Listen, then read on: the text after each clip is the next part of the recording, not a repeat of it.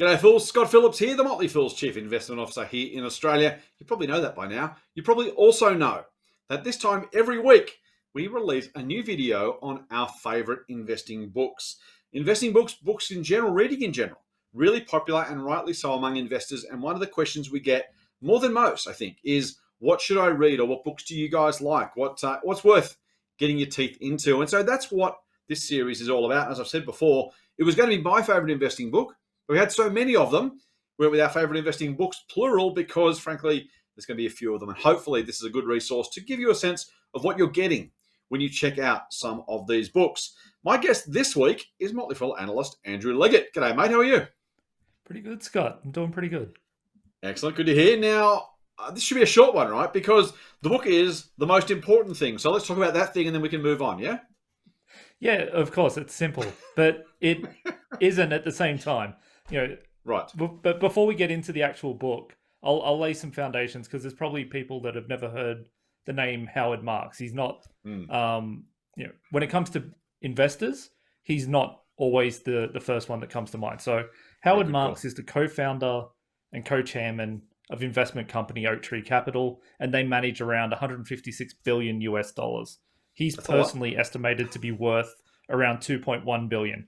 So let me just start off by saying that unlike some other investment authors, Howard Marks doesn't need to sell books to earn a quid. He's doing pretty well already. Yeah. Also, Warren Buffett has actually said that when he sees a memo from Howard Marks hit his email, it's the first thing he reads in the day. So when Warren Buffett is excited to hear what you have to say, it kind of shows that this is someone that you should be paying attention to, whose investment insights you should be listening to, because he knows what he's doing. And he's someone that belongs in the Investing Hall of Fame, even if his name isn't immediately kind of thought of in the lines of a Warren Buffett or a Charlie Munger.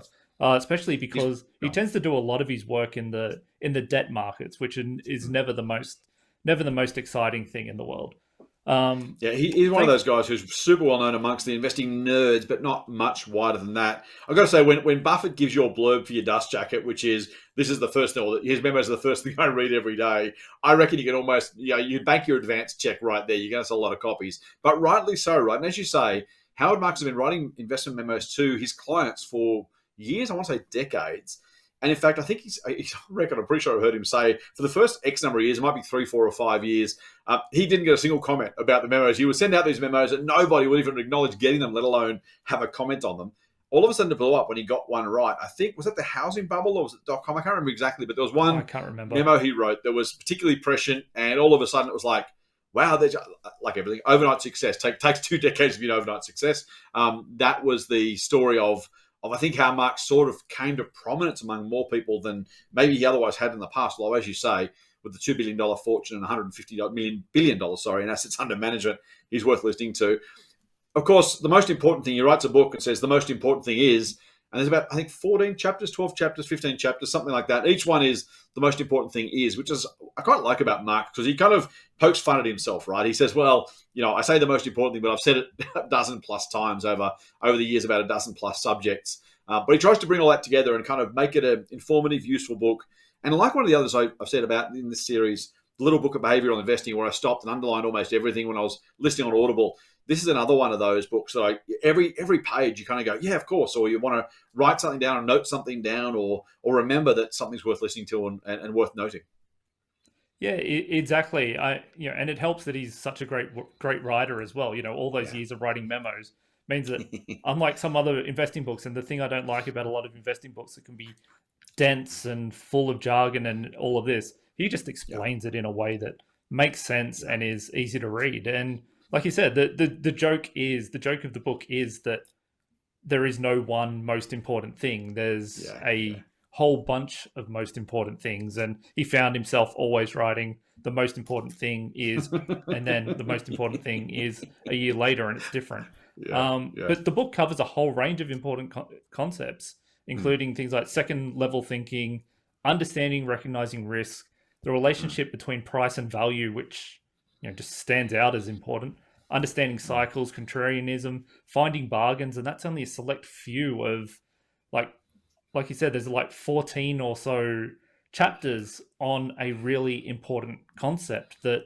I think I agree. I think investors need to know about this stuff and have an understanding of it, because they're actually really useful, and it helps you understand and make better decisions. And that's what we try to do as investors, particularly as investors who are trying to beat the market and therefore need to kind of have an understanding of what's going on so that we can take a calculated risk and do something different to try and earn out that extra return above the market. It's So a nice point. Go on. it's a classic book, and I think it's a must read for like every investor out there. Yeah, Charlie Munger's famous for mental models is one of those things that's become, well, once someone famous and kind of, popular gets something right and explains it well, everyone jumps on the mental models framework. This book is kind of part mental models, but what I also like about it is it's almost, the word primer is used to describe a book to kind of get you up to speed on something. And it almost feels like too elementary to describe the most important thing as a primer, but it kind of gets you from 0 to 7 out of 10 on, as you say, all those different topics, right? To the point where life is too short to make your own mistakes. It's too short to learn everything yourself.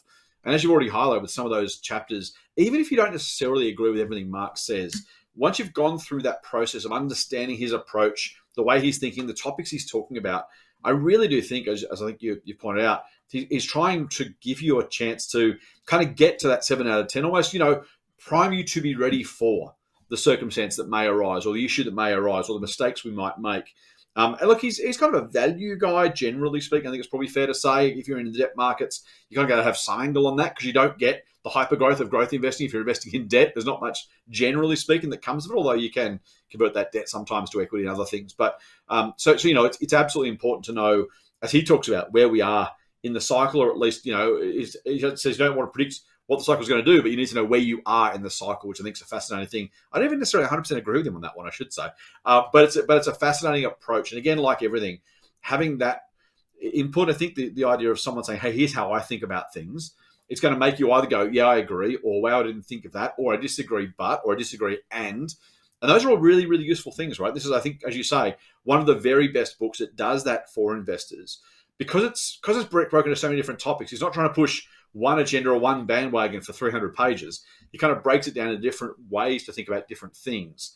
And as you say, the most important things, as it turns out, and tries to kind of bring his clients and then us as readers up to speed with some of the things he thinks are the most important ways to think about investing. As you say, mate, because we're all trying to beat the market. Yeah, exactly. And as you've eloquently pointed out, like, he does a great job. You may not agree with everything. I've disagreed with many who were in the Investing Hall of Fame before, and I will continue to. Doesn't mean they're wrong, doesn't mean I'm wrong, but it's just, I find, you tread your own path and you work out your own way of doing things. I know I've used concepts from this book to make, some really successful recommendations at the Motley Fool and personal investments in my own account. It's, it is a practical, useful, and easy to read book that just covers the most important things. I reckon that's a nice way to finish off. So if you're interested, and you should be, these are all going to be our favorite investing books. So depending on who we're talking to and what book we're talking about, we're all going to say, hey, read this book. But I can hardly endorse your recommendation, Andrew, of the most important thing. It is one of my favorite books of the last, how old is it now? 5, 6 years old, I suppose. It's one of my best favorite books of the last decade, at least. It's been around for a while. There you go. Easy to read, useful. You will get a lot out of this book, even if, as Andrew says, you don't agree with all of it. Plenty of great stuff in there. So Howard Marks, the most important thing. Really high quality book, really good thinker, successful bloke. So he's put what he's talking about into practice, and that's always a good thing to remind you that, there's plenty of experts out there. I saw, by the way, mate, this is going to date stamp this horribly, but another headline over the weekend of someone predicting another 80% fall in the US stock market. And those things are a dime a dozen, right? Meanwhile, Howard Marks has made $2 billion for himself and is managing $150 billion on behalf of other people. I know who I'd rather listen to. So check out the most important thing. Andrew, thank you for spending some time with us. Thank you for bringing this book to our attention. I really appreciate it. Awesome. Anytime. And Phils, until our next video, which is out just later this week. So stay tuned. I've been Scott Phillips on behalf of the Motley Fool team. Fool on.